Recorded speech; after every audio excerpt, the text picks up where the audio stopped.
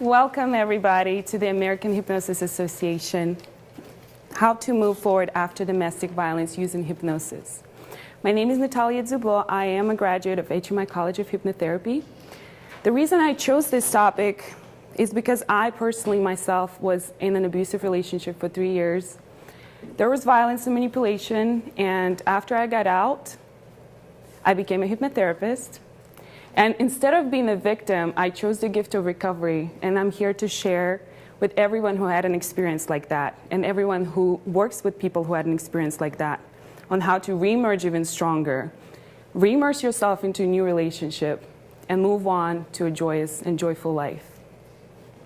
So what is domestic violence? It's a pattern of behavior used to manipulate another person by using intimidation and fear in order to control your romantic partner, usually. It is an act that occurs between two individuals, but it's only one-way violence. So for example, everybody has arguments, everybody had fights in their lifetime, but in domestic violence, it is a pattern that happens over time, and it escalates and has an accumulative effect as well. So unlike popular beliefs, it can happen to anyone, regardless of race, gender, ethnicity, financial situation, ethnic background, and it is unreported. It's one of the most unreported crimes in the United States. And just to see what you guys know about domestic violence, if somebody wants to know what they know, so we can go to the myths and I can dispel those beliefs for you. Would anyone like to share something? No? Good. Okay, so one of the myths, that it only happens in, poor, uneducated families. It only happens with, dysfunctional families. Another myth is that if a woman really wanted to get out, for example, that she would just do so. In most cases, a woman is one being abused, but like I said, it can happen to anyone, and it also happens in, different kind of relationship with different genders, regardless of sexual orientation as well, financial situation. Nearly 70% of cases go unreported. And one of the reasons that the time after the person gets out, immediately after the person gets out, it's the most dangerous time for the victim to leave the abusive relationship. And lack of awareness, social support from family and friends, it makes it harder for the person to get out of the situation. And some of the myths, for example, if a woman stays in a relationship, why doesn't she leave? There must be something wrong with her. If she wanted to leave, she would just leave. But the truth is that the cycle of abuse, the abuser isolates the victim, downgrading the person, lowering self-esteem, and maybe even alienating by financially, so that it makes it really hard for the person to get out. Women stay with violent men because they make them even more difficult to get out, because every time the experience shows that every time that something happens, it makes it even harder. For example, if the abuser says something like, "This is all your fault, and next time you really go to the police, next time you really seek help, I'm going to kill you and your children." The children are at most danger as well. So there are different factors that a lot of people misunderstand, and there are a lot of misbeliefs about the situation. One of the other myths is that the community places responsibility for violence where it belongs on the abuser, which is not true. A lot of times the community blames the victim. Why did you stay? Well, why did you do this? And what did you do to make another person angry like that? This is not how it works. We do not control what happens with other people. We can only control what happens to us. We can only control our own emotional state. We cannot control what other people do. No matter what we do, it is up to them to keep them calm and collected. And one of the myths as well is that an abuser blames, well, it's not a myth. The abuser actually blames stress or alcohol or drugs to excuse their behavior. So one of the myths is, yeah, they're doing this because they're under stress, they're doing this because they're drinking. Of course, drinking and drug addictions and a lot of stress, of course, escalate the problem. I mean, it makes it even worse, but it's not the reason why people abuse other people. And the reason is control and manipulation.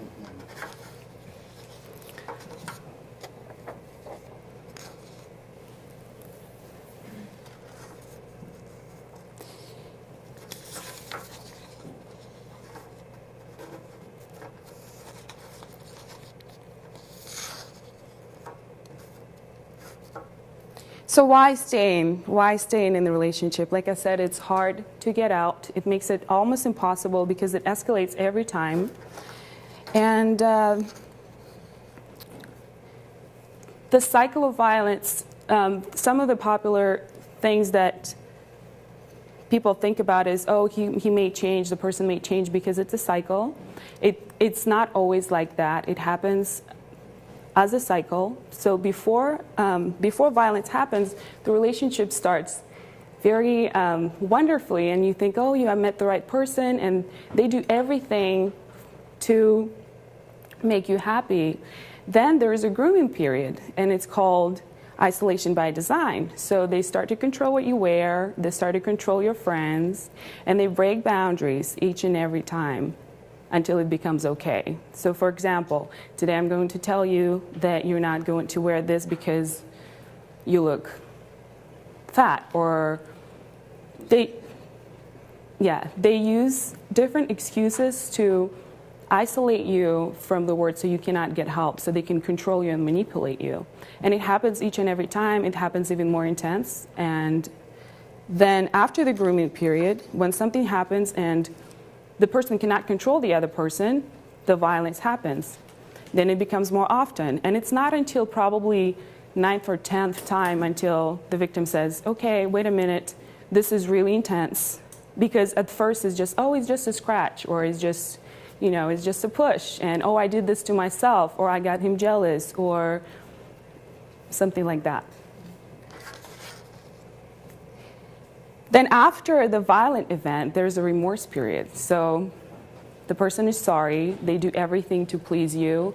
They blame it on their addictions, stress at work, maybe your behavior, your own behavior. They maximize it and minimize it. For example, only if you weren't doing this and that, only if you weren't wearing those dresses, men wouldn't look like that at you.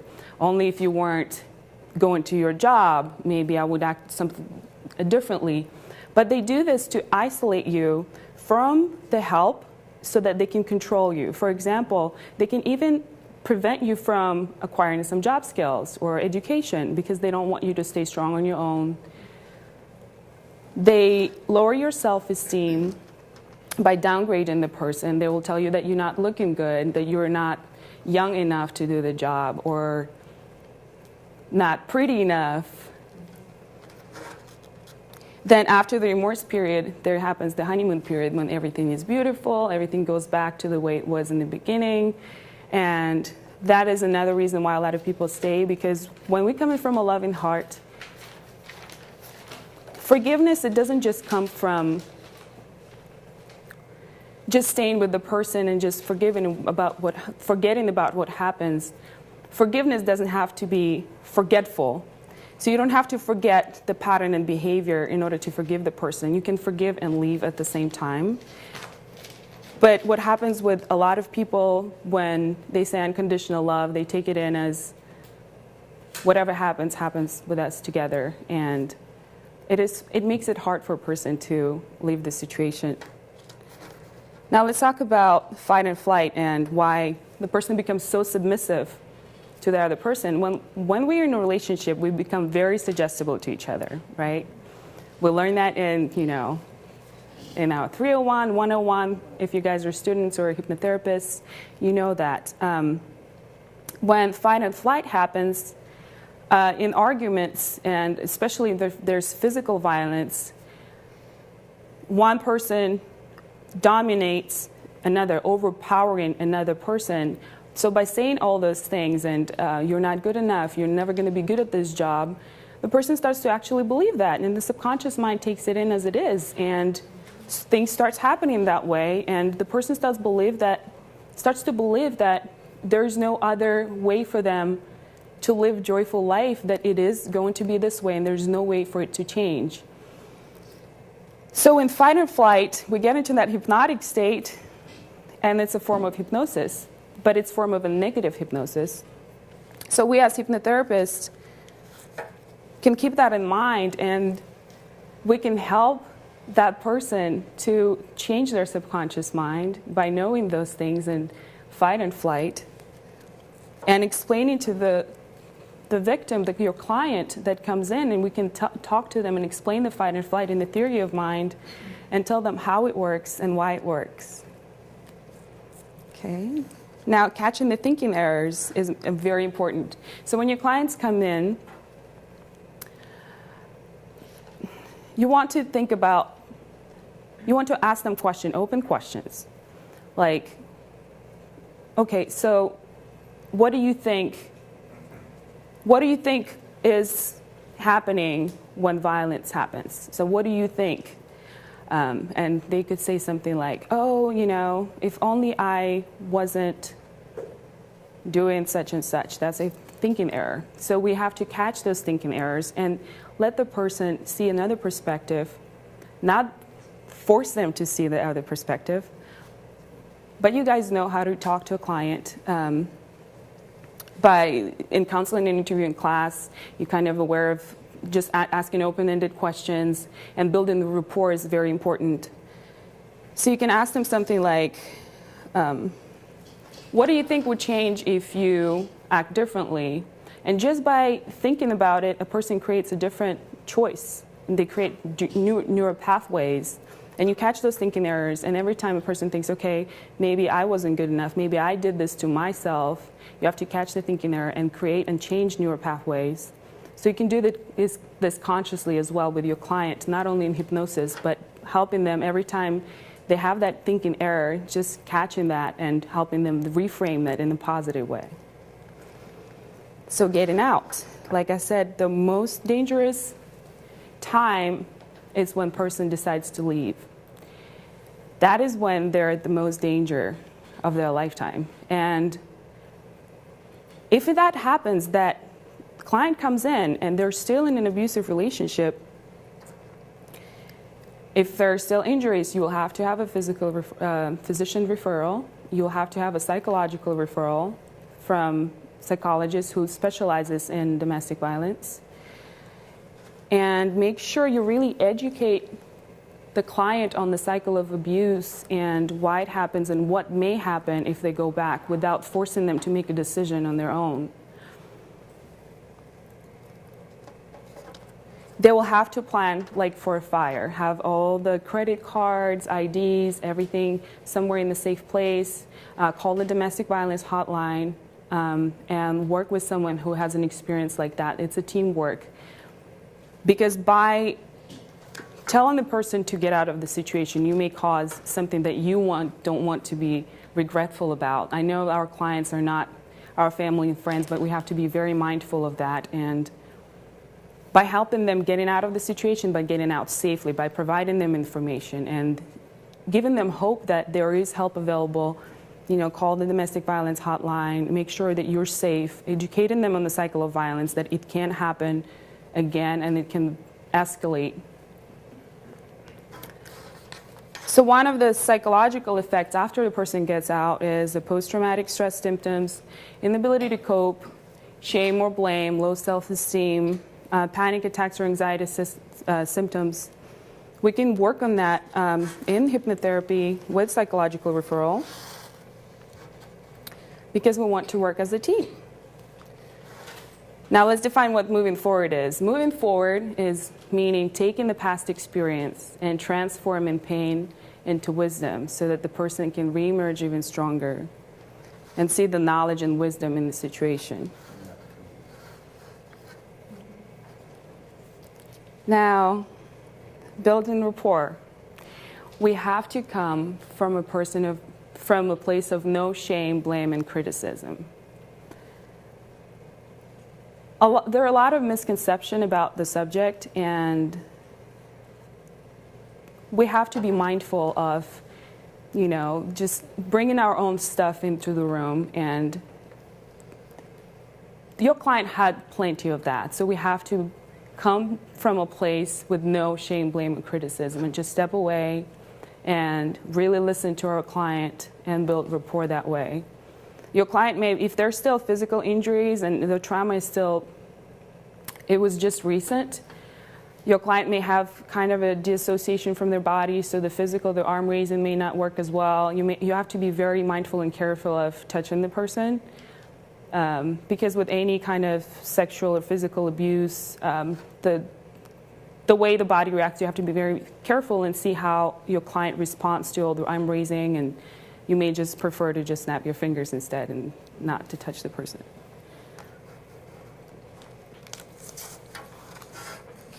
So the first session, what I would do in the first session, it's all about giving hope.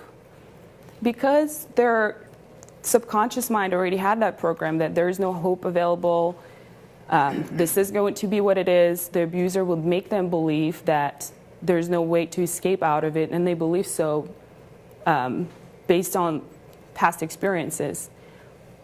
Because every time that the person tries to get out or try to change their way of life and try to move on to a better life, it only gets worse. So what happens through someone's mind is, okay, there's no way that it can change. And by giving them hope, by explaining them the theory of mind and fight or flight and suggestibility, you can help the person to gain hope. What I would bring with me is these colored pencils. These are like $2.99 at Staples.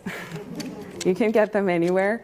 I picked the extra bright ones. Super bright, super bright. Using bright colors is very important. I think it's very therapeutic. And I would ask your client to draw a vision of themselves a year from now. Exact day, exact time, but a year from now, and where do they see themselves? Because they don't really see where they're going. They're confused and traumatized. They don't even know what's going on. So by drawing the picture, you use idiomotor responses, right? You use visualization, you use colored pencils, and I would also bring some magazines and glue, and it builds the rapport because a lot of traumatized clients, they don't want to talk about it, obviously.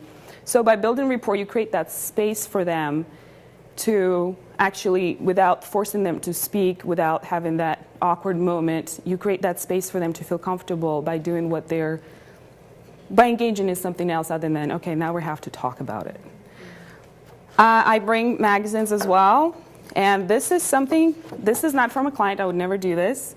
This is something that I did myself, and remember, we have to come from no shame, blame, or criticism, so don't judge my drawings. Please. So here's just something, it's just an example for you guys to see. So that's what my life was supposed to look like a year from then.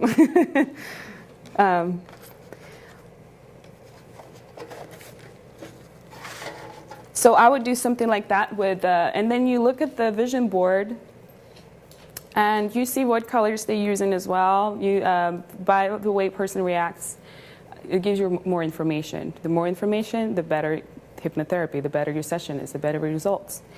So whatever they have in that vision, on that vision board, whatever they draw, that becomes your first session, that becomes your hypnosis. So you reinforce that, you're giving them hope that, you know, a year from now, this is what's going to happen. You can re-immerse, hope is available.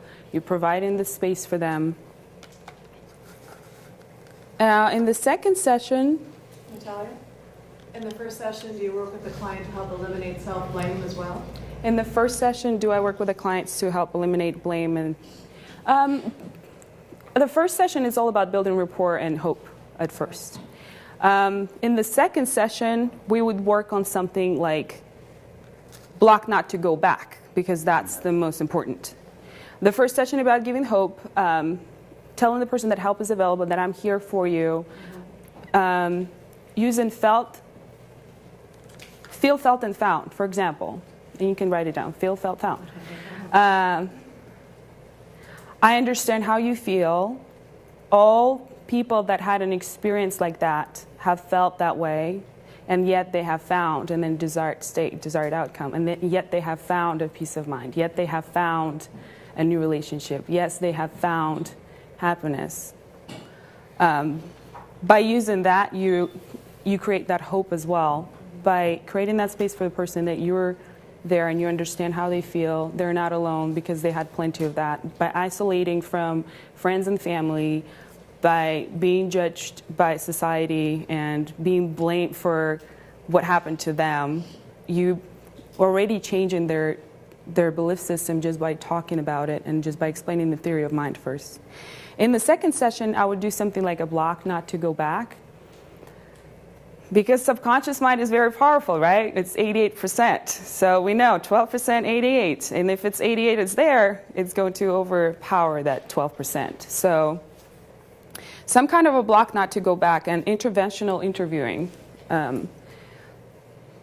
Ask open-minded questions. Don't ask anything that makes the person feel uncomfortable, that they don't want to share themselves. Like, how did that happen? Where did he hit you? Or, was there sexual abuse? Or they have to be willing to talk about themselves.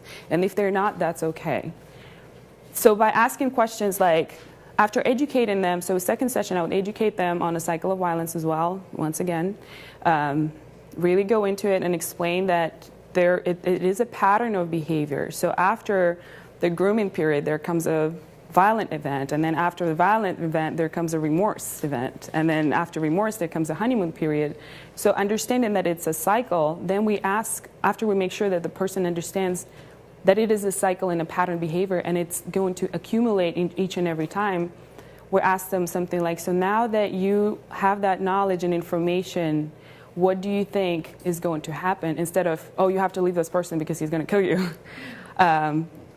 Now that you have all that information, what do you think will change if you go back?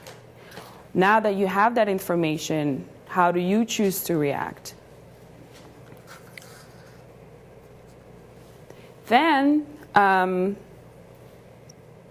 what I would do, and you can guys close your eyes if you want, I will share hypnosis with you that I do for not to go back, and you can close your eyes, and I would take the person down the corridor, and you go down the corridor, and it's safe, it's lit, it is safe, a safe place.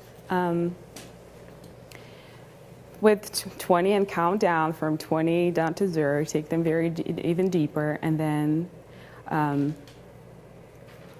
at the end of the corridor, there are 2 doors, on the left and on the right. And right in between, there is a space, right in between where you can project stuff, like a movie projector. So onto that wall, we will project the abuser, that charming, manipulative, sweet abuser that right after the violent event.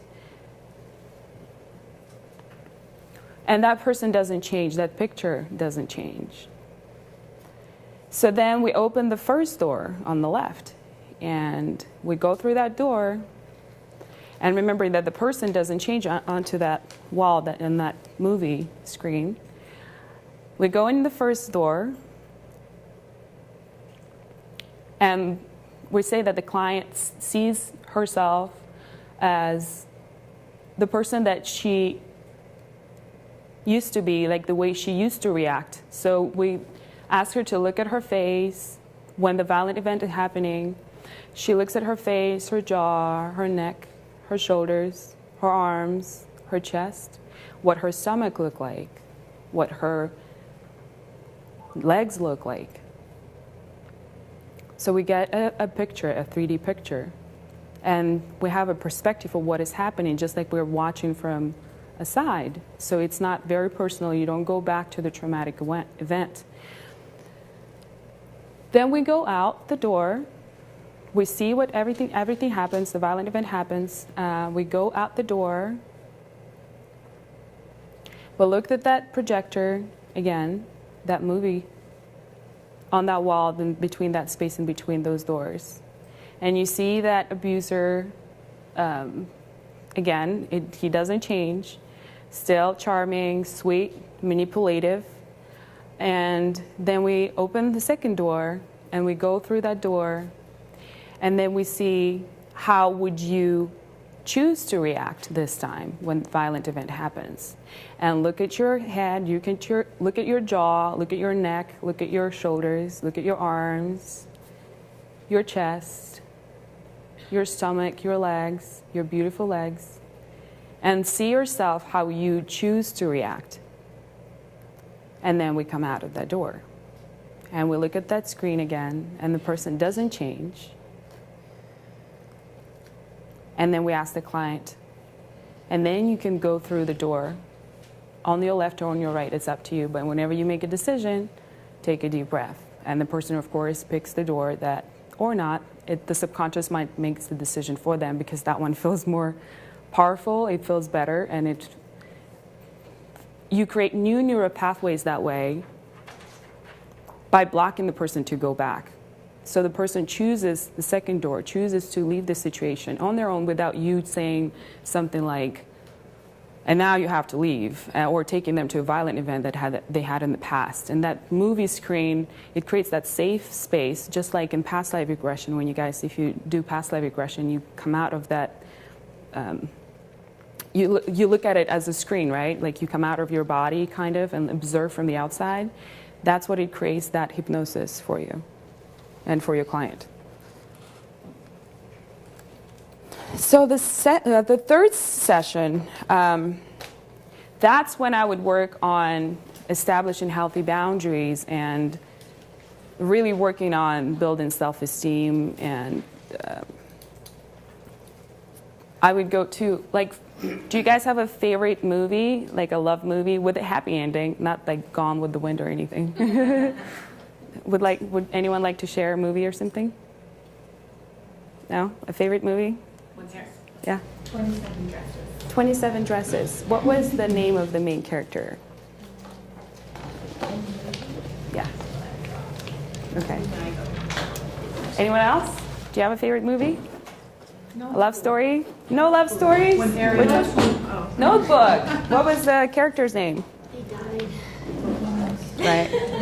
Okay. Anything else? When Harry met Sally. When Harry met Sally. Harry and Sally. Now we have the name. Okay. Thank you. Go ahead. The Princess Bride. The Princess Bride. Oh, beautiful.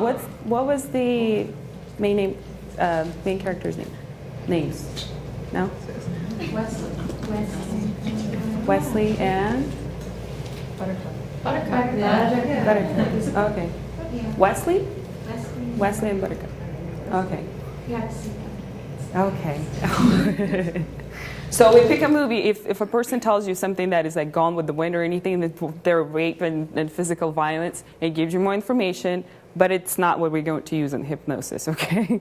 We're going to come up with the one that is positive with happy ending, and we're going to ask the client, okay, so if Harry and Sally had an argument, what would Harry say to Sally? And we wait for your client to answer.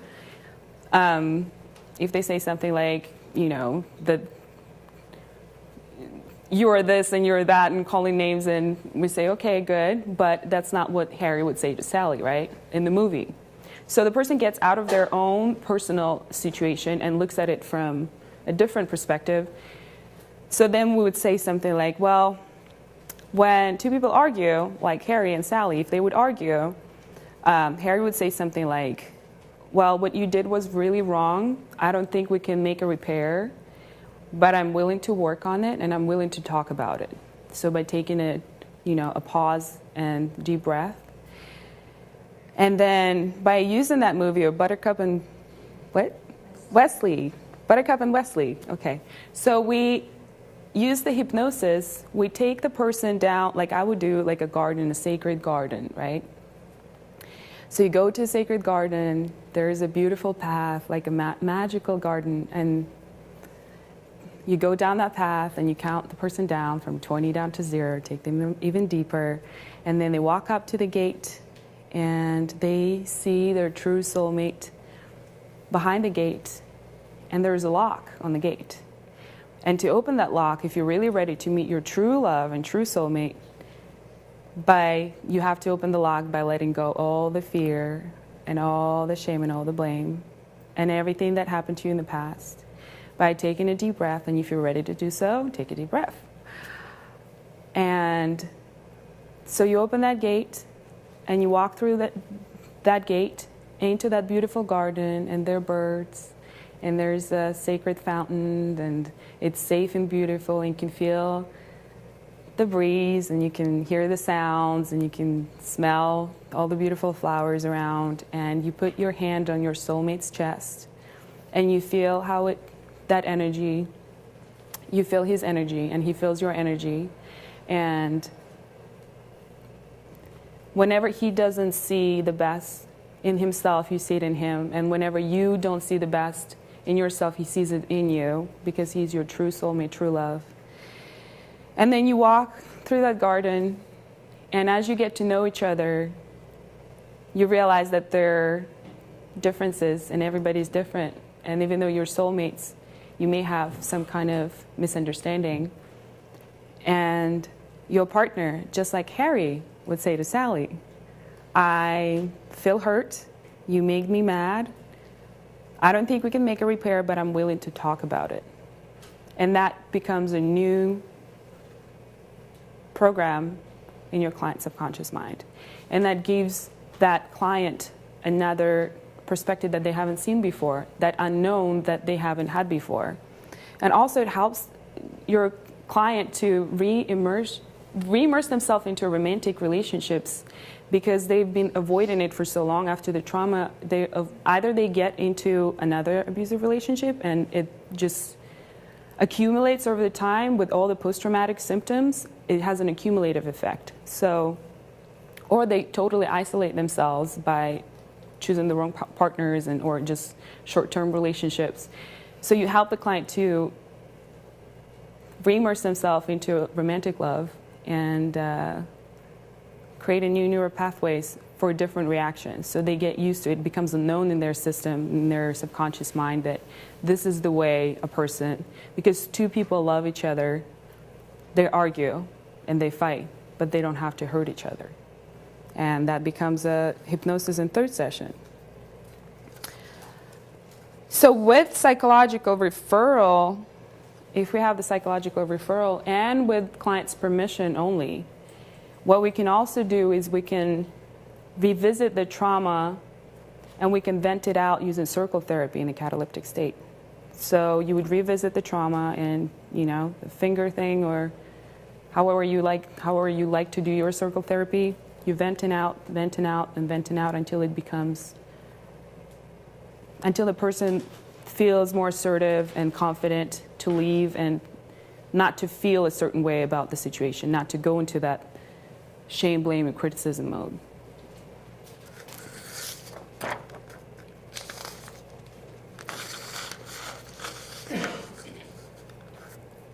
Now, avoidance. So avoidance is one of the post-traumatic symptoms. And then we start working on, third session and on, we start working on things that the person has been avoiding. For example, re-immerse in new relationships, or filing the divorce papers that they haven't filed yet because they don't want to deal with that, going through pictures, clothes, and stuff that reminds them of the past, or get a new job that they've been avoiding because of the subconscious mind still had that program of, okay, I'm not good enough, or fear, or just a fear of the unknown. It is a fear of the unknown too. Just moving on to a better life. It feels uncomfortable sometimes, even though it sounds better. So you would ask the client to do the things that they've been avoiding. For example, like going to the gym, taking care of themselves, getting a new job, filing applications, or anything that they've been avoiding to do. And that becomes your treatment for next sessions.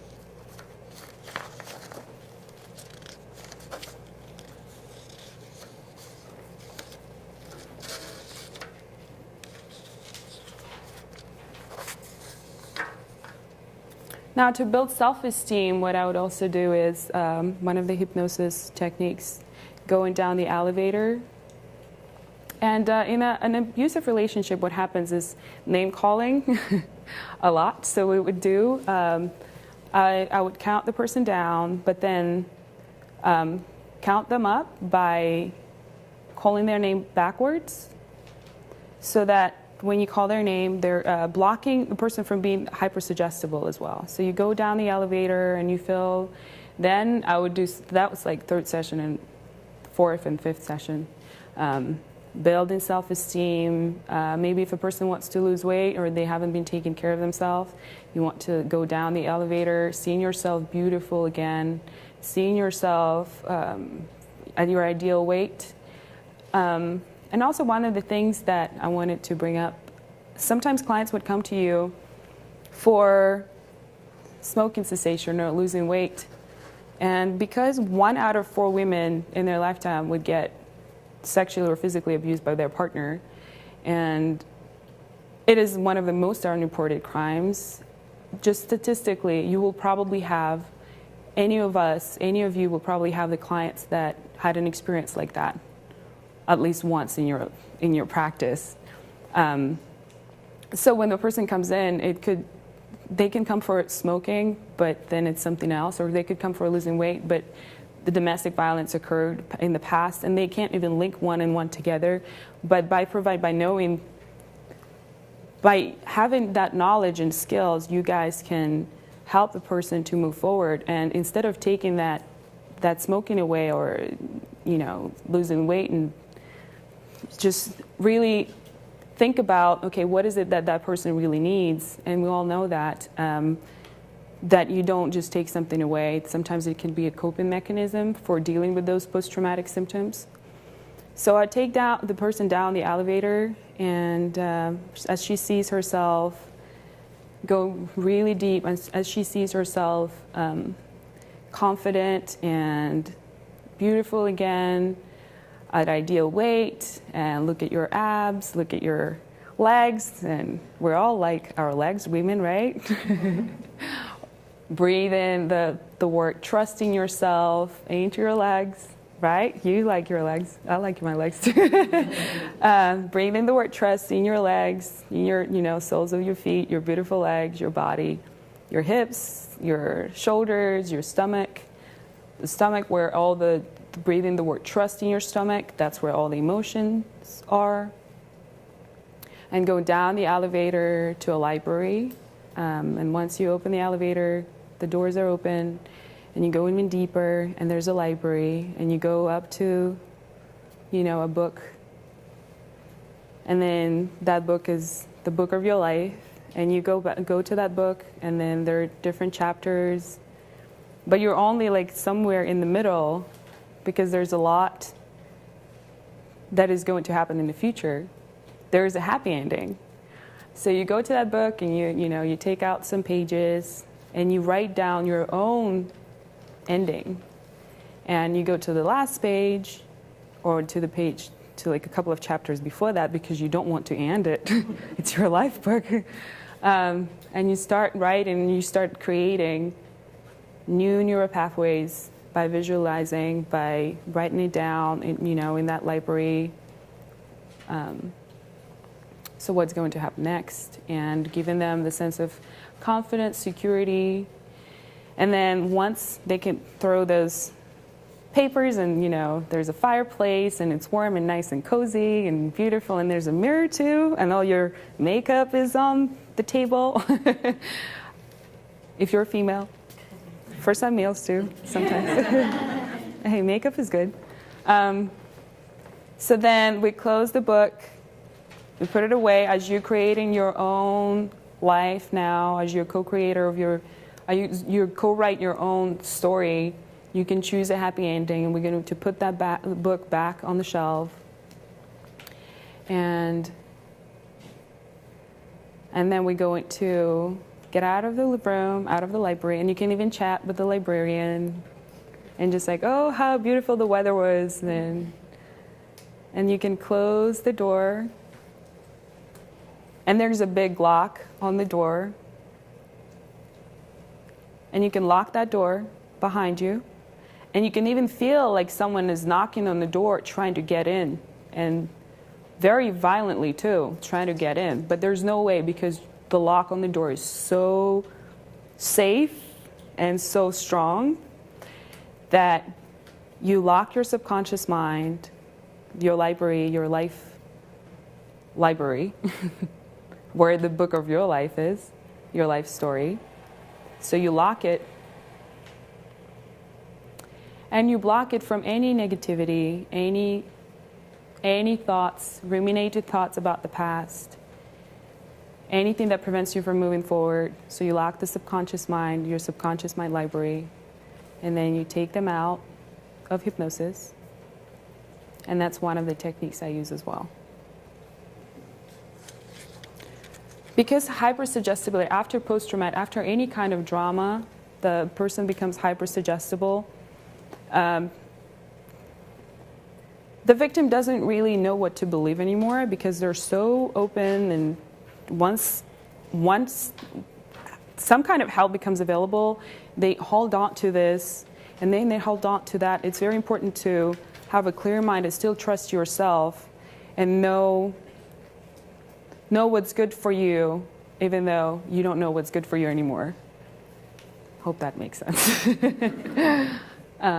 So it's very important to block that subconscious mind from any negative thoughts, any negative outside influences from other people, because if the cycle, the subconscious pattern is still there, the person may attract friends, family situations, new friends situations, or any kind of situation that had violent energy around it. It doesn't even have to be physically violent, but there might be some kind of emotional trauma and emotional abuse, and a lot of arguments and fights and stuff like that. So you want to block the subconscious mind from accepting all the information just the way it is.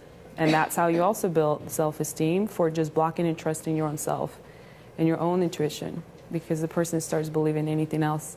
And you're, as a hypnotherapist, you become either you male or female. I know I'm talking about females because it's more common and according to statistics, but it also happens in all kind of relationship. There is some abuse from women to men, and in some cases, you guys become a role model. You have that one-upsmanship. You have that knowledge of what is right and what is wrong in some sense. Sure. Do you need to report that domestic violence? Do you need to report it to the authorities when they come in? If there is, well, everything is confidential, yes. Well, if there's children, if you guys took the Lisa Mackenberg's class, she's my mentor, wonderful person. She always talks about, yes, you have to report. If there's someone telling you that they're going to kill someone, or if there's someone, if their life is in danger, you have to report it. And if you have doubt, report it, because. So if somebody comes in and wanting your help, and let's say it's a female, and she says she's been, hurt or whatever, you don't have to report that. If there are threats, you will have to report it. If they show any kind of physical, harm to their body, do you have to report that, or just? If you see that if you think their life is in danger, if there's a doubt, report it, because you never know. And if you guys heard on the news, there was a story when this woman called 911, and she said, "I want to order pizza." Do you guys hear that? No? So. Yeah, I went to order pizza, and they're like, wait, what are you talking about? Well, I want to order pepperoni pizza. And it's like she just kept saying that until they got there's something must be wrong. It's hard when that situation happens and the cops come, and most of the time the victim denies it because they're fearful of their life. They're afraid, because if every time the abused seeks help, it escalates and becomes even worse. So the next time and they believe that. And at the most unreported cases at the emergency center, when women come in, they don't report it because they're afraid. Because society also blames for or criticizes the person for doing that, and they're just afraid. They don't have enough help and enough awareness, and that is another reason why I chose to share it with other people, so you guys can take it on and be role models for your clients and know what to do and educate them. It is important for you to encourage your clients to seek help, encouraging your clients to change their lifestyle and their life without forcing the decision upon them, and make sure that if you're in doubt, you report it. You may save someone's life. If there are children, you have to report it. Elder abuse as well, you have to report it. But also be mindful that it has to be done very carefully, because right after the person gets the restraining order, that's when they're at the most danger in their life. So educating your client on, what the cycle of violence is important, what happens after that. Because they don't know. He's hot and cold. He's nice and he's not nice. What's going to happen? They tell you that they want to change. They blame it on their own experiences and childhood and memories, and sometimes it's true. It is true, but it's not an excuse for violent behavior. But the victim may believe that, and of course it's very confusing for someone when you love someone and you get hurt by them, but then there are good times as well. So just coming from that no shame, blame, or criticism place is very important to create a space for the person, because they had plenty of that in their relationship. Thank you. You're welcome. Sure. More often than not, I've found that people who are abused, it's not their first time. So it's perpetual. It's maybe from childhood. Most of the time, usually they had an abusive parent or something, and then they just keep running into this different people, but same abusive relationship. Yeah. So how would you go about hypnotizing somebody who has been abused since childhood and doesn't see the correlation of why they keep attracting awful people in their lives? How would you try to hypnotize them from the source, or would you just how would you go about hypnotizing them? If you know how do I go about hypnotizing people that have history of domestic violence? Most often than not, you wouldn't go straight for the cause. So if there's abuse that happened in the childhood, just by educating them on fight and flight and theory of mind, it's a gift that just knowing that that's the first thing we learn at HMI College of Hypnotherapy in 101 is this is the subconscious mind, and here you have 88%, and from 0 to 8 you accept all the information just the way it is. So if there was some kind of trauma in the past, the person automatically comes to a decision or to a conclusion in their own. And if they're still blocking that, you wouldn't go straight for the cause. You will wait, you create this space, first, second, third, fifth session, create the rapport, and then you will wait for the person to come to a conclusion on their own. Does it make sense? I wouldn't go straight for the cause in hypnosis as well. I wouldn't go back to your childhood. We don't do age regression until it's necessary as a last resort. I wouldn't go back to the childhood. We can do the timeline therapy, which you can go out of your body and go up and higher and higher, and you can see the whole city and your whole, the planet Earth, and you go up in the sky, and it's beautiful. And here we don't have past, future, and present, because time is just an illusion. So you connect with your highest and wisest self, and you see yourself wherever you were at that time, as a little child, and then you see a picture from the outside, kind of. So you don't go back to like a regression. So you don't regress the person back to what happened to them, but you just say, oh, and you may even see, you just pass by, and you collect in all the knowledge and transform in pain into wisdom. And that's the whole point of being a hypnotherapist. It's to help the person to transform any life experiences into wisdom and help them to move on to a better life. So you don't have to really dig. We're not psychologists. If you're a psychologist, if you're a licensed professional, you can, of course, do your own therapy. If you're not, then we're probably not going to go into that very much. If it comes up later on, and if they want to talk about it, then you'll have to create that space and really listen. That's the gift that we can provide for the person, because most of the time they're not being listened to. Yes? What about emotional and verbal abuse without any actual physical violence? Do you treat that the same? And the reason why I brought up just the physical abuse here, and I didn't talk about emotional abuse, because physical abuse is the most dangerous one. So there are emotional abuses everywhere, especially like city like in Los Angeles. The worst happens with emotional abuse sometimes, and even though there's no physical violence. With emotional abuse as well, it could be overwhelming, and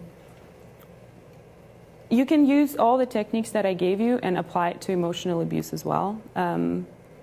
Because if somebody is manipulative emotionally, it doesn't even have to be the violent event, but it is a cycle as well. They manipulate. The intention is still the same, so the person doesn't change. The intention to control the person, to manipulate the person, is still the same.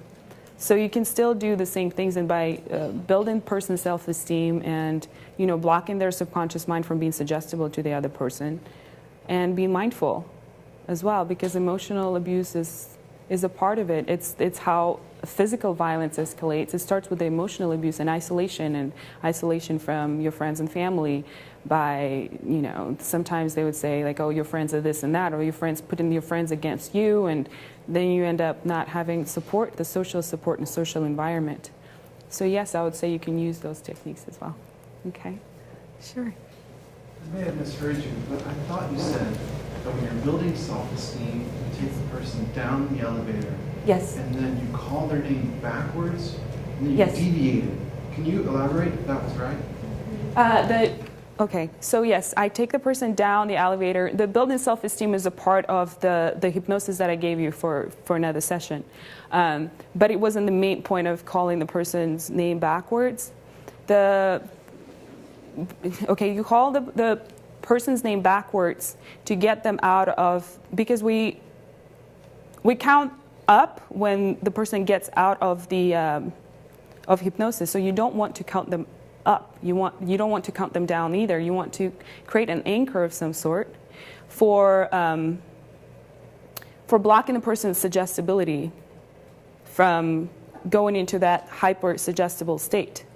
So that way, by calling this person's name backwards, for example, if your name is Tom, I'm going to say M-O-T without saying Tom, because every time you say Tom, somebody says Tom, you're going to go into that, like that's an anchor, right? But you calling that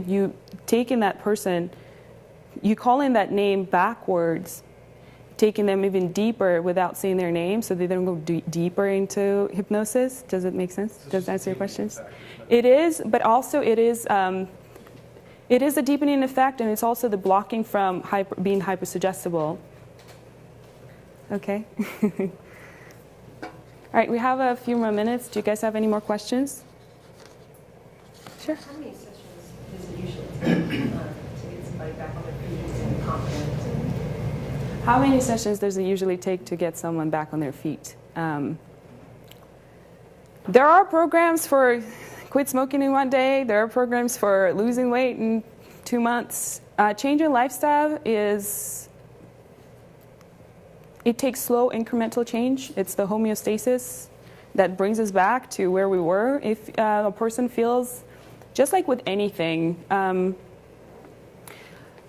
a client comes into you for a session, it doesn't even really matter what their presenting issue is. What you do is you help to change their life.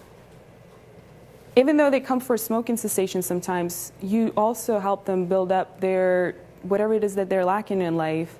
And you also help them build, extreme self-care by nourishing yourself, by loving yourself. It all comes from a loving place. You help a person to gain the love for their own self. So it's something that 1 or 2 sessions, the person would definitely feel better after the first session, after just realizing the, the theory of mind. But it's just like a personal trainer. If you want to really change your lifestyle, you have to go back to the gym and work out and work out and work out. And some clients, they stick for the lifetime, and then some clients, they think they're ready to move forward, and you can only hope that whatever that you can provide is going to work for them, outside of your office. And you can only hope that they will need only 2 sessions to move forward. But there's always something to work on. There's always something that you can do to help that person to move on to a better life. Does it make sense? Okay, good. Okay, so I would like to finish up my presentation by saying that I encourage all of you to take what you've learned as female hypnotherapists, as male hypnotherapists, be a role model, not just with your clients, but outside, out the door. Take your hypnotherapist skills and take your NLP and your rapport and your mindfulness. Just take it with you, no matter who you're dealing with. Any kind of, whenever anybody's experienced any kind of trauma, either it's your friends, family, or just anyone from the outside, that doesn't mean that you have to leave everything behind and go help the world, and even though you can, and engage in all kind of different things that can help the society. But also, just being a hypnotherapist, you are a role model for other people. So just take it with you. And I would like to thank the American Hypnosis Association for recognizing the importance of this subject and creating this space and opportunity for me to be able to speak to you guys. And I'd like to thank the college, HMI College of Hypnotherapy, for providing the tools that help me transform pain into wisdom and share it with all of you. Okay? Thank you all so much for coming.